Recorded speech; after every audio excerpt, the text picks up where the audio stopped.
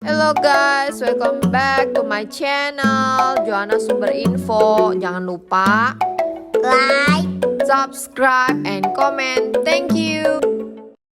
Hai guys, jumpa lagi dengan Joanna di sini. Kali ini aku mau menjelaskan akhir-akhir ini banyak banget sahabat PMI yang ada di Taiwan itu kalau pindah pabrik kok susah banget sih. Ya kan, pasti kalian pada nanya ya. Entah itu yang buat yang cowok, cari yang cowok atau yang cewek pabrik ya. Itu bener-bener sekarang itu dalam keadaan yang bisa dibilang krisis job ya. Maka dari itu Cici Joanna kali ini mau memberikan informasi dan edukasi supaya kalian jangan salah jalan, jangan sampai kalian itu udah nunggu-nunggu terus akhirnya kamu sesat di jalan dan akhirnya pulang ke Indonesia. Oke guys, kali ini aku pengen memberikan kalian informasi tentang di mana Taiwan itu banyak banget pabrik yang pada bangkrut. Ya, yang pertama ini pabrik yang bangkrut. Kamu bayangin ya, kalau pabrik bangkrut itu berarti kan banyak orang yang di PHK. Banyak banget sahabat-sahabat pekerja migran yang di PHK. Makanya sekarang ini banyak banget tuh akhirnya jadi nggak ada job gitu loh. Karena apa? Orang-orang yang tadinya ada job, yang tadinya ada pekerjaan di pabrik sekarang udah nggak ada. Karena apa ya? Karena pada pabrik ada yang bangkrut, terus ada yang memang dia putus kontrak ya kan, plus ditambah putus kontrak ditambah lagi dia pabriknya bangkrut. Apalagi yang cewek nih, bener-bener nih yang cewek udah sama sekali nggak bisa kamu cari di Taiwan. Dan agensi kebanyakan semuanya mereka mencari dari Indonesia karena PT Indonesia sudah mulai buka dan bisa memproses pabrik dari Indonesia ke Taiwan sudah mulai dibuka. Maka dari itu kalian yang ada di Taiwan itu benar-benar sudah tidak ada lagi kesempatan. So guys, kalau saran dari aku, misalkan nih kamu masih bekerja di pabrik yang sekarang ini kalian bekerja. Kalau permasalahan kalian tuh cuma karena gaji atau dalam arti gini, nggak ada lemburannya di sini setiap hari saya tidak punya lembur sehingga saya itu mau nggak mau saya harus ya pindah gitu loh. Tapi kalau menurut saya kamu pindah ke tempat lain pun akan terjadi hal yang sama atau kalian dalam mencari pekerjaan itu susah. Menurut aku lebih baik mana? Mendingan kamu ya bertahan di tempat pekerjaan itu sampai ekonomi pulih kembali. Atau kalau kamu misalnya mencari pekerjaan di luar, itu kamu cari dulu pekerjaan yang benar-benar sudah cocok, yang benar-benar udah ada, baru kamu pindah.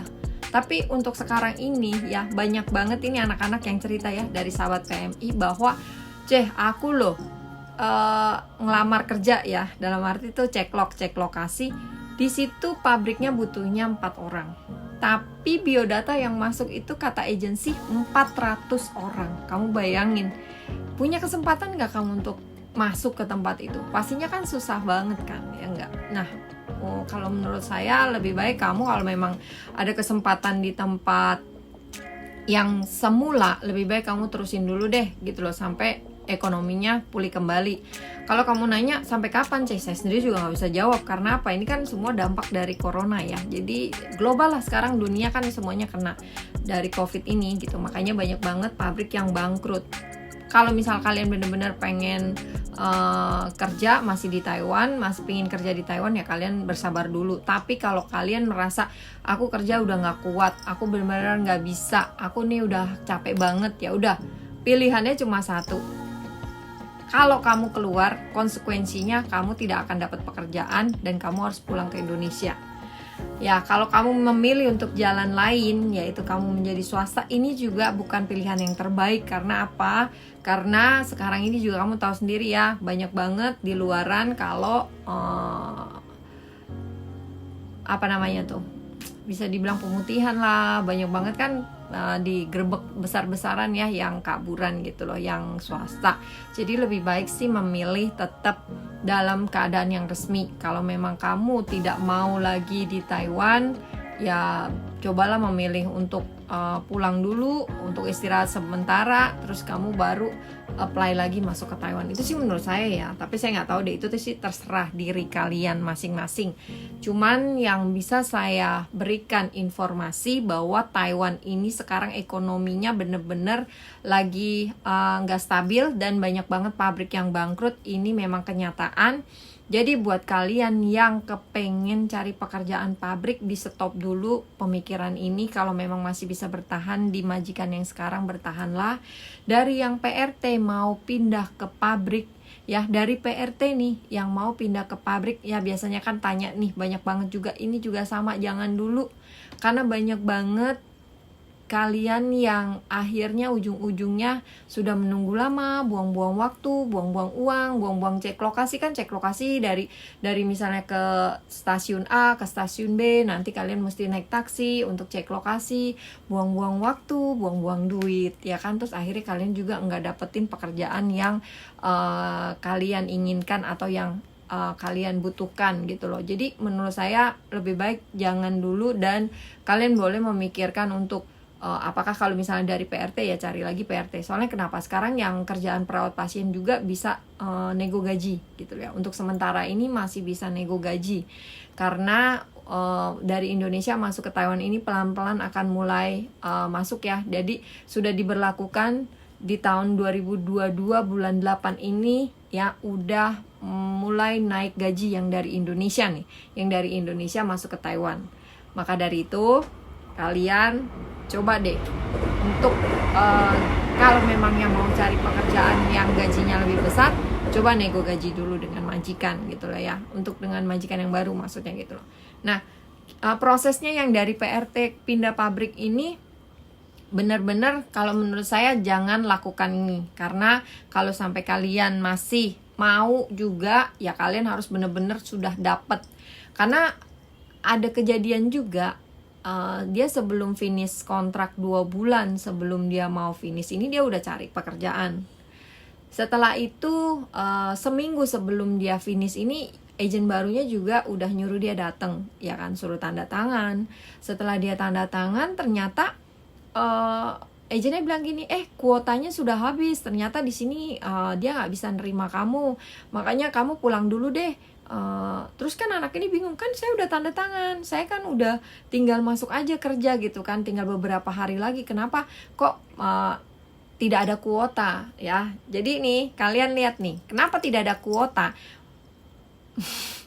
Dia mau nyari yang dari Indonesia ya. Jadi kalau misalnya dari Indonesia ya mungkin dia satu ya, kalian pasti akan ada yang namanya potongan PT dari Indonesia gitu kan. Jadi ya tahu sendiri lah kayak gitu. Jadi makanya menurut saya hati-hati banget dah kalau yang mau pabrik ini.